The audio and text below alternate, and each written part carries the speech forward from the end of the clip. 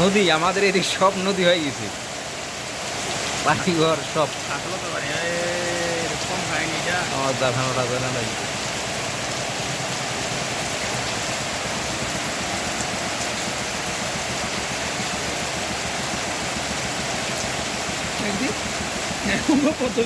Video করি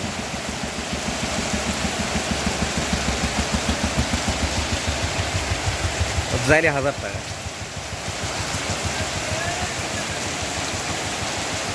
সব নদী বিলীন হয়ে গেছে, এটা দেখাছু।